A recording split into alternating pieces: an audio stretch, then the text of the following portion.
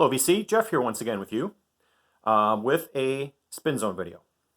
But before I begin that, I got some nice responses yesterday for my video entering Hannah's giveaway. And sure enough, true to form, I knew a bunch of people would chime in and say that they were big fans of Tom Waits and Leonard Cohen and Lou Reed and Captain Beefheart. It's okay. I still love you. We're not trying to start fights here. We're just expressing our opinions. And admittedly, in the VC and even in my own videos, I don't really like to focus too much on the negative, things we don't like, and I try to downplay things that I didn't really care for in my listening travels, I guess you call it. But every once in a while, now and again, it's nice to just let off a little steam and express an opinion that might not be quite as popular. It's all good. It's all good. The other thing is, I'm going to show, this was the album that I got yesterday when I was at the record store. That was the surprise from my wife. This was a record store day album, and when I told you that the clerk said he only had 2 albums left from Record Store Day, this was one of them, and the other one was he had a copy of Pinups by Bowie, but I already have that album. So this is Belief by Nitzer Ebb, 1988. Here, let me see if I can zoom in on the track list without too much glare, if you can read that. This is a gatefold. Try to show these things. It's very shiny cardboard on this cover. But, and it's not colored vinyl, but it's clear vinyl. So that's pretty cool. And my wife's a fan of Nitzer Ebb. I think I have like a 12-inch single of one of their songs, which I think is actually on this album, now that I look at it. But I saw this, and I decided to surprise her, because she used to dance to this back in the clubs in the 80s. And admittedly, I don't know a whole lot about Nitzer Ebb. I've only listened, like I said, to that one 12-inch that I was able to find for her years ago. But we'll take a closer look, a closer listen to their stuff, I'm sure, in the near future. So this was the third record of the 3 that I bought yesterday, just to end the suspense, as it were. Okay. Now I've got like 7 or 8 albums here that I played over the last week. First one being VCLT from Hannah. This is Muddy and the Wolf. This was in the last package that she sent me like a week or 2 ago. And what it is obviously Muddy Waters and Howlin' Wolf. One side is Muddy Waters, taken from the Fathers and Sons album. There they both are. And the Howlin' Wolf side is taken from the London Sessions album, which is where he played with very young Eric Clapton and Steve Winwood and Bill Wyman and Charlie Watts and Ian Stewart. So here's the track list. If anything, this inspires me to get both of these albums, the full-length album, because I really enjoyed this. And now, between this and the Folk Singer album, I'm really starting to appreciate the music of Muddy Waters more than I did before. I'm still staying away from that Manish Boy cover from the 70s with Johnny Winter whooping in the background. That's no bueno. But everything else that I've been hearing so far has been. So this was a good listen, and this was a perfect choice to send this to me. So Hannah, you are the best. Now we go we change gears completely, and we go to Jethro Tull. I got a couple of back of the crate albums here. This first one being a Passion Play by Jethro Tull. It's here's the back cover, and this was one of two Tull albums that were even got the program here, like if you were to go to a theater, it's got the program here in the gatefold. And of course, lyrics and story.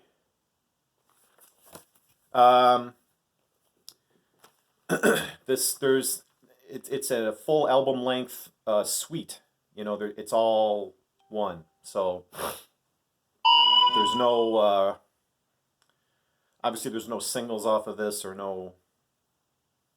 not even a cannibalized single. So I'd heard of this album before. Obviously, I'd never listened to it much before. So Core's also a big Tull fan.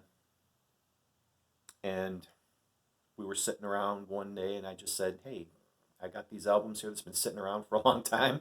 And she's like, what? You've been holding out on me. And I'm like, don't hurt me, babe. So we spun this one, and it was enjoyable. But like I said, this is something that you have to really sit down and listen to front to back. It's not like you can just put it on and as background music and not pay attention to it. So, Passion Play from Jethro Tull, the great Jethro Tull, was the next album. And as soon as I get this in the bag, if I ever do. Alright, I'll do that later off camera. After that, we've got Thick as a Brick, also by Jethro Tull. This one I've had for probably about 30 years. My old buddy Bob, who I haven't seen in a good 30 years, or if not longer, gave this to me. Because back in those days, him and his grandfather were heavily into records, and they had beautiful jukebox in their basement. Even had a 78 jukebox that was all this big, nice, polished wooden case. It's beautiful. But he knew I liked Tull, and he happened to come across this album, I guess. So he just gave it to me. I don't know if this is coffee stained in everyone's copy. I haven't seen any others. But it just kind of adds to the look of the paper. And of course, it is the full fold-out newspaper, which consists of several different pages. And this is another album-length suite of songs, but they did cannibalize Thick as a Brick down into a 3 or 4 minute single that you still could hear on the radio these days, which is basically the very beginning and the very end of this whole album, and they just cut everything out in the middle and made a single out of it. So this is another one that you can't really just put on and go do something else. It kind of requires a little more active listening. But when I say they don't make them like these anymore, that's really true, because, and of course, Jethro Tull never did something like this again, as far as I know. That was just one big long song over the two sides of a record, but I really liked it because I'm a big Tull fan, so it was nice to revisit these records. Well, this one, in my case, and to discover Passion Play. So, Thick as a Brick, very good listen. Then, in yesterday's video, I showed you a PJ Harvey album that I was very excited to get. And of course, I showed this on social media already. This was the other album that I mentioned that I picked up by her recently. It's called Stories from the City, Stories from the Sea. back cover. Now, Bill from the Vinyl Verse just put a comment on yesterday's video asking me about PJ Harvey and what would be a good starting point with her music. To me, I think this album here would be an excellent starting point because with this one, she's a little, it's a slightly sweeter version of PJ Harvey than what you get in earlier albums. So with this one, she seems to be a little bit happier. Her singing varies from record to record, I notice. And with this one, her voice is very full-bodied and powerful. It's not real high or real low, because she'll do that. She's got quite a vocal range, and she uses it to her full advantage. But the songs on this are great. I mean, Good Fortune is a great, great song. A Place Called Home is one of my favorite songs of hers, as a matter of fact. There's a duet with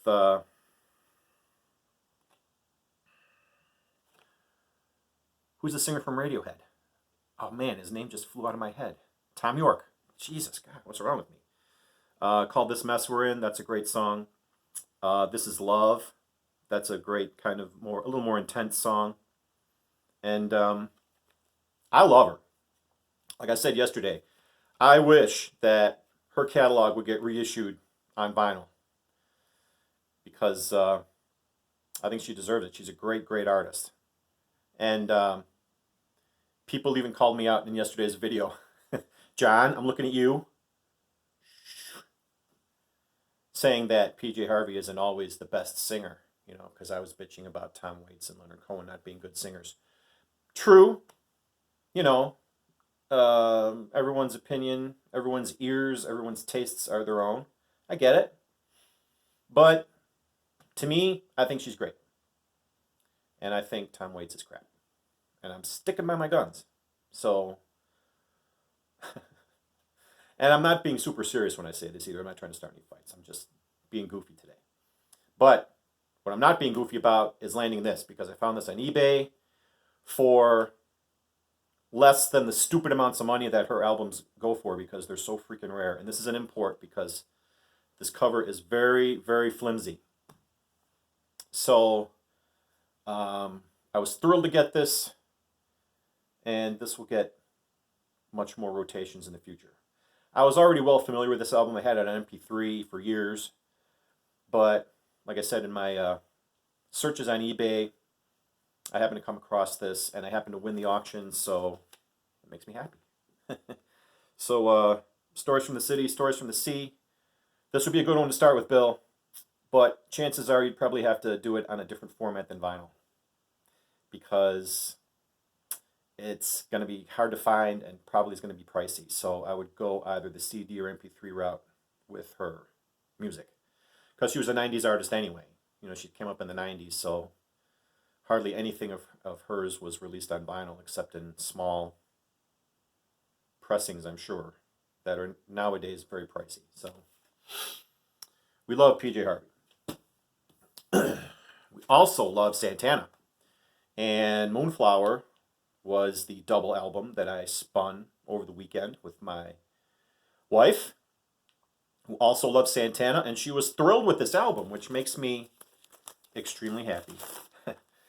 So I'll just show you the gatefold here quickly. It's pretty.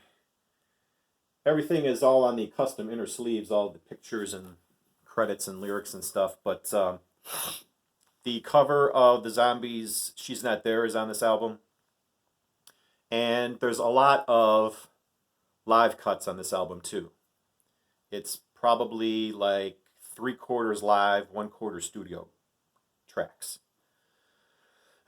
So, you know, you get Black Magic Woman, live versions of Black Magic Woman, Europa, one of my favorite Santana songs, and other ones too that escape me right now. But we actually played this a couple times over the weekend because she liked it so much and it put her in such a good mood. She wanted to hear it again. So I'm more than happy to oblige when it comes to Santana. So Moonflower is a great one. And I'm almost through the Santana albums in my rolling record crate. I only have, I think, one or two more, and then I have a couple of Carlos's solo albums. This one here, In Search of Mona Lisa, is the newest Santana album, but it's more like an EP because there's really only 3 songs on this record. You got the 3 there you see at the top on side 1, and then side 2 has radio edit versions of 2 of the songs on side 1. So when I saw this on Amazon, I mistakenly thought it was a full-length album, so I just went ahead and pre-ordered it, and it was only like $14. And I thought, wow, that's a really good deal for a new album. And it turns out it's only like 3 songs. So, at least it wasn't full album price. The 3 songs that were here, it's Do You Remember Me, In Search of Mona Lisa, and Lovers from Another Time, are great. And they're supposedly inspired by Santana looking at the actual Mona Lisa painting and being inspired by it. So that's where those 3 songs came from. Do I really need this on vinyl? I probably would warn against buying this because it's probably not a good deal for the money. But if you're a completist Santana fan, then you probably already own this. So, but really, for only 3 new songs, that's no bueno. So, what music is here is good. There's just not enough of it. Then we follow up Santana with John Lee Hooker. And this was VCLT from Andrew over at Tales from the Crate, who sent this to me a while back. This is Folk Blues by John Lee Hooker.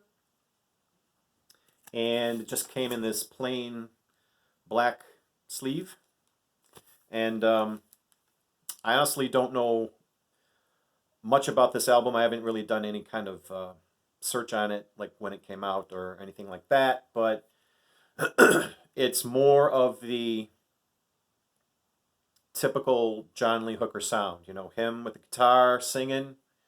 He's backed by a band on a couple tracks. But for the most part, it's him and his guitar and his deeply powerful voice singing the blues. So if you are a fan of that, and I know I am, it's a great listening experience. So, Folk Blues by John Lee is always going to be a winner in my book. And then, starting with Monday, I had a taste for some Greg Allman, and I knew I had this in my record crate. This is the Greg Allman Tour. It's a double album. And the songs on here are all, this came out in 74, so you've got a lot of classic solo Greg and a couple of Allman Brothers tunes mixed in here. Like they do a nice cover of Dreams, which has, it features the electric piano a lot in it, which is really quite nice. Stand Back, that's another good cover on here. And he covers Will the Circle Be Unbroken, which was off of his solo album. And actually, the where it says here, Cowboy, Boyers, and Talton, they actually sing 2 tracks on this album on the side 2. So it's not 100% Greg, but I guess that's just to give you the feel of what the actual show would be like. So here's the gatefold from Capricorn Records, featuring the classic Capricorn Records label. This is a very nice copy. It sounded great, and if you're a fan of Greg Allman and or the Allman Brothers, this is a must-have in your collection. The Greg Allman Tour. Great stuff. And lastly, but not leastly, we got Rod Stewart, Every Picture Tells a Story. Played this played this yesterday, and I'm well familiar with this album too. I've got it on CD, and I found this at an estate sale for like $2. Mint condition record, even though it's a repress from the '80s. So there's no poster that came with it. I know Steve, Value Vinyl, you were asking me about that. This had it had the shrink wrap on it when I bought it, but I tore it off. But it had all those nice price stickers on here, so you know this was a 80s generation reissue. But the sound was still great, and of course the music is really great. I mean, so many Rod Stewart classics are on here. Maggie May, Reason to Believe, Mandolin Wind, Every Picture Tells a Story, Seems Like a Long Time, and of course they cover I Know I'm Losing You, which sounds like a Faces track. It's that rocking. So, all in all, this is a worthy album to have from Rod. This was before he became a pod person in the mid-'70s and started singing disco crap, and later in his career singing standards. This will always be the Rod I remember and like and will listen to, not that stuff. So, this era of Rod, early 70s, when he was making albums with the Faces, as well as solo albums, that's the kind of music from Rod that you really want. So, this album fits in quite nicely with all of those. Every Picture Tells a Story. And that's it. That's all I've got for this time. I've still got more records coming in that I ordered from Record Store Day. You'll probably see those on Instagram and Facebook before here, but they'll pop up here on videos too. So, all that said, hope everyone is doing well.